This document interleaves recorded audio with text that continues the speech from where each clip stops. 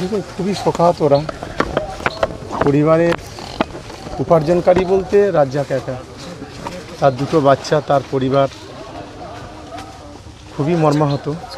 আমরা ওদেরকে আশ্বস্ত করলাম যে মাননীয় মুখ্যমন্ত্রীর প্রতি আস্থা রাখুন।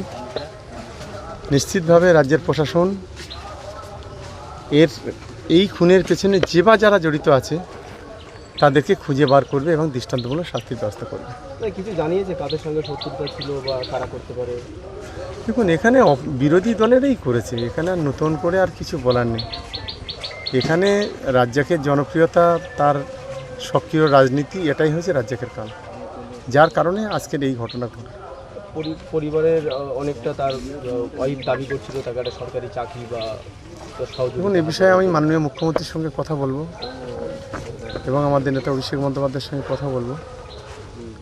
নিশ্চিতভাবে পরিবারের পাশে আমরা হার্ট অ্যান্ড সোল থাকার চেষ্টা করবো এবং মাননীয় মুখ্যমন্ত্রী নিশ্চিতভাবে একটা রাস্তা বের করবেন।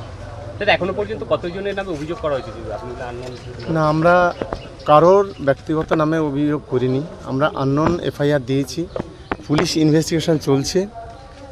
আমাদের প্রশাসনের প্রতি পূর্ণ আস্থা আছে যে তারা সঠিক তদন্ত করে প্রকৃত খুনি যারা তাদেরকে খুঁজে বের করবে। দেখা যায় কোনো কর্মী খুন হলে বিরোধী দলের একাধিক নেতা কর্মীর নামে অভিযোগ করা হয়, এক্ষেত্রে দেখা যাচ্ছে মানে কোনো অভিযোগই দেখুন, আমরা অসভ্যতা নোংরামি করতে চাইনি, কারণ রাজ্জাক যখন খুন হয়েছে তখন কিন্তু ওখানে কেউ ছিল না।